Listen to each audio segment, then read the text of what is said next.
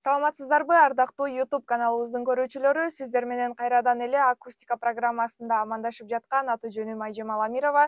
Акустика программасын баштайбыз. Ал эми бүгүн бизде конокто көп кырдуу талант, жаш ырчы Сыргабек Тилебай уулу келип отурат. Саламатсызбы? Саламатсыздарбы? Алгач эле биздин YouTube көрүүчүлөргө өзүңүз тууралуу кеңири маалымат берип кетсеңиз, кайсыл жактан колонуп болосуз, канча жаштасыз деген сыяктуу. Өзүм биринчиден саламатсыздарбы баардык Салам медиа YouTube каналынын көрүүчүлөрү. Өзүм Жалал Абад областына караштуу Сузак районунун Сарбулак айылынан болом. 1998-жылы жарык дүйнөгө келгем. Ошол.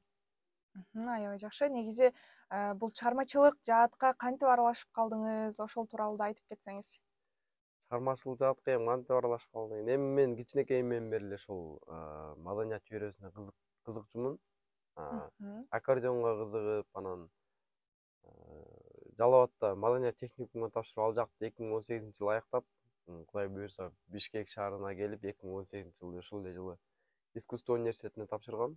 Быйыл болсо 2022 искусство университетин бүтүп, азыркы учурда ошол мектепте, школдо сабак берип атам. Мугалиммин десем болот, жаңы мугалим. Биринчи мугалим Дүйшөн. Аябай жакшы. Анда алгач эле сизден жагымдуу чыгарма суранып өтсөк, кайсыл чыгарманы аткарып бересиз? Анда алгач эле чыгармалардан жалпы көрүүчүлөр үчүн Мирбек Иманбеков агабыздын Сүйүүнүн керемети деген чыгарманы аткарып берейин. Аябай жакшы.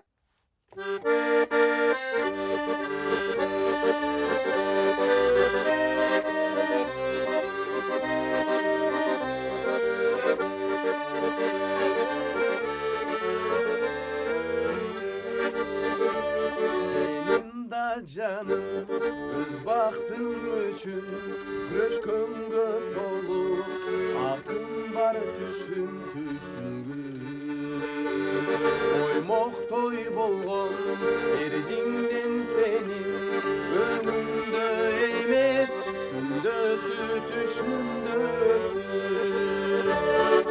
Köpü zadep tanışkanda sürdüp Jada kalsa canım surabaptır mınakın kimde Suyunun keremeti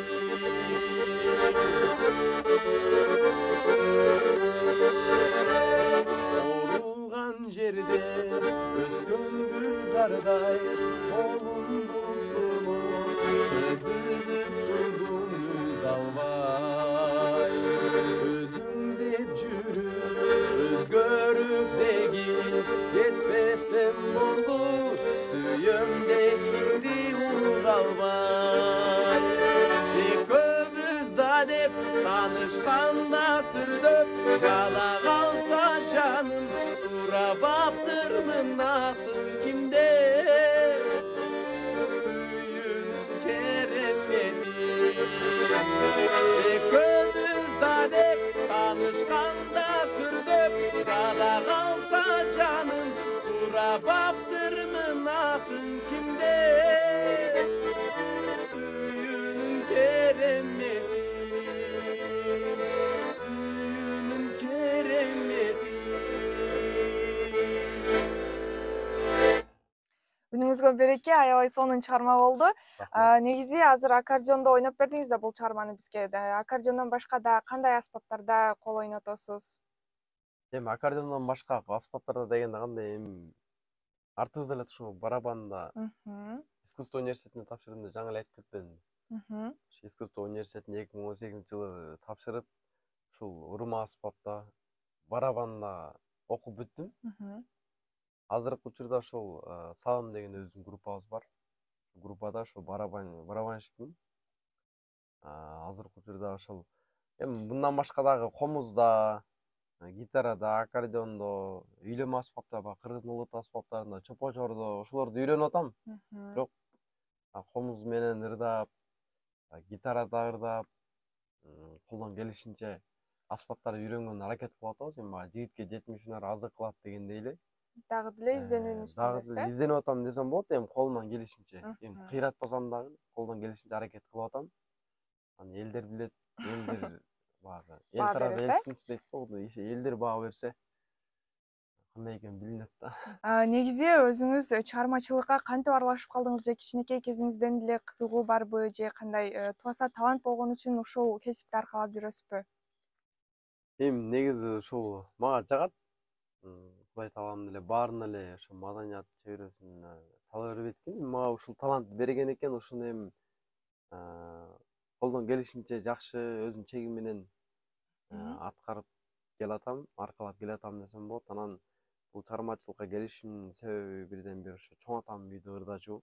Атам деле биздин үй бүлөбүздөн баарыбыз эле негизи ырдап, бийлеп, баарына эле бар баягы Чыгармачылык чөйрөгө жөндөм бар жакын, да. Анан бирок өзүм үйдө 5 бир турганмын. Бир эле мен ошол маданият чөйрөсүн тандадым десем болот. Калгандары ар тармактарды тандап кетишкен. Мен ошо маданият чөйрөсүндө жүрөм. Кудай буйруса, жакшы чыгармаларды жаратып, аткарып, ушу элдин жүрөгүнөн орун алган ырчылардан болом деп аракет кылып атам. Аябай жакшы. Ал эми кичине жеке жашооңузга тиешелүү да суроолордон берип өтсөк, азыркы учурда башыңыз бошпу же сүйлөшкөн кызыңыз барбы? Азыркы учурда өзүм жумушта иштеп атам, анан азыркы учурда сүйлөшпөй элем. Мен деле уже бой жетип калган балам деп анан ошол Кудай буйруса жакында үйлөнөм да мен деле. Кудайым ошо бирөөнү буйруп турганды. Анан бар деле деп айтпайм, жок деле деп айтпайм. Бар Кудайым буйруса. Аябай бир кандай туңгуюк жооп болду десем жаңылышпайт болушум керек. Ушул чыгармачылык чөйрөгө келип аралашып баштагандан бери эмнени таптым, эмнени жоготтум деп ойлойсуз? Бул чыгармачылыкка аралашкандан баштап мен көптөгөн досторду таптым десем болот. Деги эле ушул жашоодо жакшы инсандарды таптым да, ошолорго жолуктум. Бул маданият чөйрөсүнө аралашкандан бери жакшы мугалимдер менен, жакшы чыгармачылыктагы инсандар менен таанышып, алардан үлгү алып, өзүмө керектүү нерселерди таптым десем болот.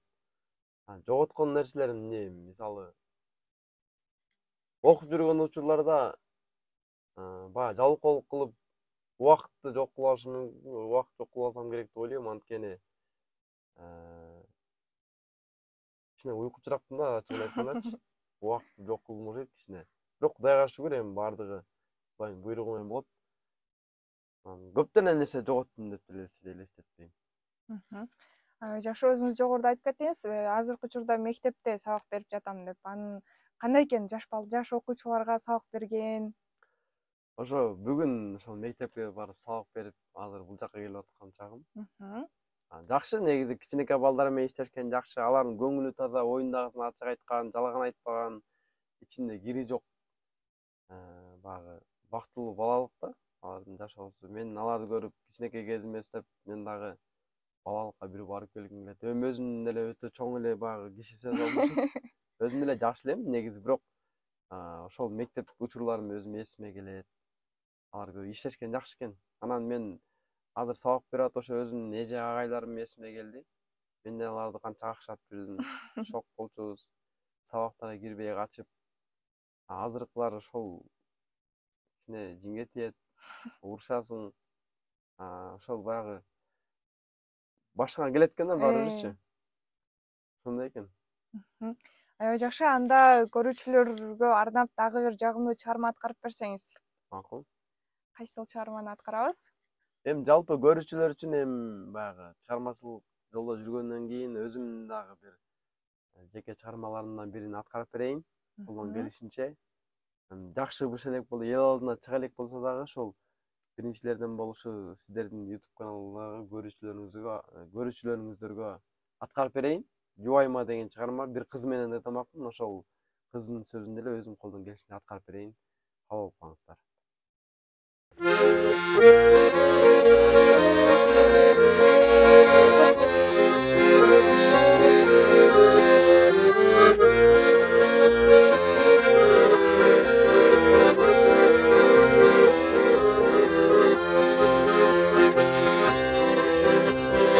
Келинчегим кубантам деп күн алып, андан башка белектерди тууралып, Үйгө келсем аялага кубанбай, кайра өңү чыкты кубары. Түшүнбөдүм эмне болуп кетти де, сүйүнбөйбү жарым белек берди де. Башка болсо рахмат деп кубанма, байкуш жаным белек алып келди де.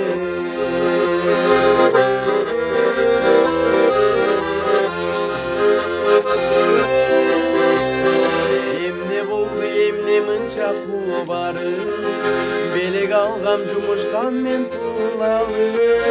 Башкалардын аялындай сен деле, көңүл үчүн койсоң болмок кубанып десе андай алып. Менин али кызматыма садагам, кечирип кой кубанбаган катама. Сени төрө ушул жашка жеткирген, гүл белекти биринчи бер апаңа. Апа барда биз жашайбыз кырактап, көңүл чөгүп апа кетсе ырактап. Сен апамдын ала бергин көңүлүн, мен ошондо сага айтам рахмат. Сен апамдын ала бергин көңүлүн, мен ошондо сага айтам рахмат. Мен ошондо сага айтам рахмат.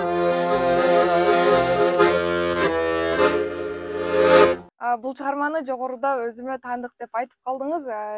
Бул чыгарма негизи кантип жаралып калды? Үйлөнө элекмин деп жогоруда, бойдокмун деп айтып калдыңыз.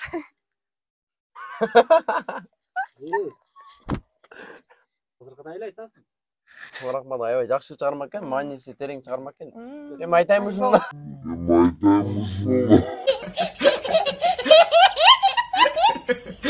Тарыхын айтканда эми бул чыгарманын келүүчүсү жатаканада эле, биз искусство университетинин жатаканасында турабыз. Ошол жакта эле баягы уйку келбей саат 1-2 болуп калса керек, гитара менен ырда отургам комнатада эле. Өзүм жалгыз болчумун.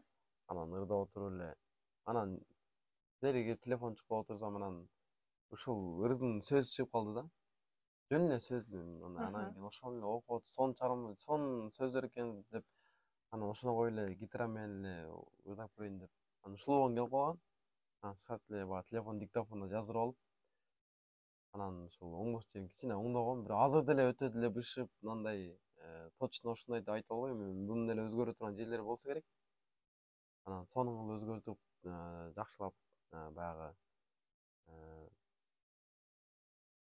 жакшылап майын чыгарып аткарып, анан элге чыгарабыз деген ой бар эми, Кудайым буйруса. Аябай жакшы, ийгиликтерди каалайбыз. Азыркы учурда чыгармачылыкта кандай жаңылыктарыңыз бар? Алдыдагы пландарыңыз кандай? Бөлүшүп кетсеңиз. Эми чыгармачылыкта пландарым жакшы эле, Кудай буйруса. Эми мына жаңы жыл келейин деп калбоду. Ага чейин дагы ырлар жаздырып, ушу жаңы жылда жаңыча жакшы бир жаңы күч, жаңы дем менен баштайын деген турам. Кудайым буйруса, бир Тайырбек Исманалиев деген бир досум бар. Ошол менен иштешем. Жөнөкөй жакшы бала.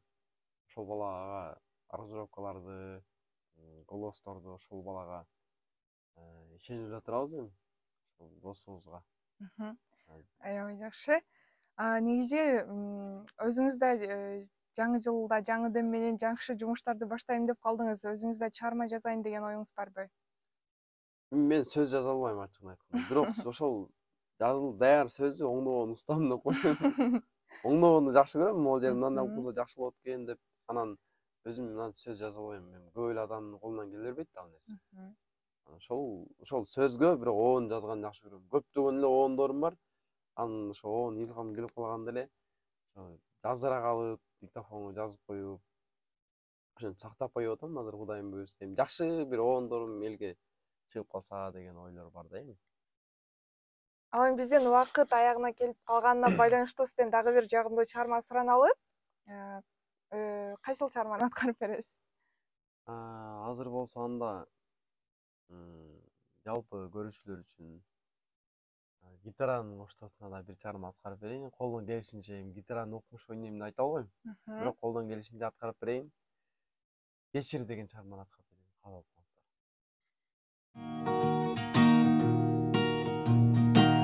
Kechir canım menin adашканым, кереги жок мага да башканын. Кек сактаба эми, кыйнабачы мени, өчпөсүн сүйүүнүн деми. Сен дагы мени, мен дагы сени, сүйөбүз шексиз бир кол жеткиз. Кечирчи түшүнчү мени, кечирчи түшүнчү мени. Түшүн жаным менин жаңылганым, түбөлүк жар болуун ардагым. Түшүк түбү мени түгөтпөчү эми, өчпөсүн сүйүүнүн деми. Сен дагы мени, мен дагы сени, сүйүүбүз чексиз бир кол жеткиз. Кечирчи түшүнчү мени, кечирчи түшүнчү мени, кечирчи түшүнчү мени. Өнүңүзгө береке, аябай сонун чыгарма болду. Ал эми биздин убакыт аягына келип калганына байланыштуу жалпы кыргыз элине салам жолдоп алсаңыз болот. Рахмат, чоң рахмат. Биринчиден сиздерге чоң рахмат. Ушинтип сиздер куттуу студияңыздарга чакырып, жакшы маек куруп бергениңиздер үчүн сизге чоң рахмат. Биринчиден. Жалпы кыргыз элиме тынчтык каалайм, аманчылык каалайм, токчулук каалайм. Эфирде катачылыктар келсе, мен кечирим сурайм. Анда эмесе жакшылыктарда жана ушундай эфирлерде көрүшкөнчө сак саламатта туруңуздар. Сиздер менен коштошпойбуз. Кудай буйрса жакында дагы жакшы жаңылыктар менен бөлүшөбүз деген ойдомун. Биздин студияга келип бергениңиз үчүн сизге дагы чыгармачылык, чоң ийгиликтерди каалайбыз. Ал эми урматтуу биздин YouTube каналыбыздын көрүүчүлөрү, сиздер менен мен Айжемал Амирова болдум. Кайрадан эфир аркылуу амандашканча сак саламатта туруңуздар.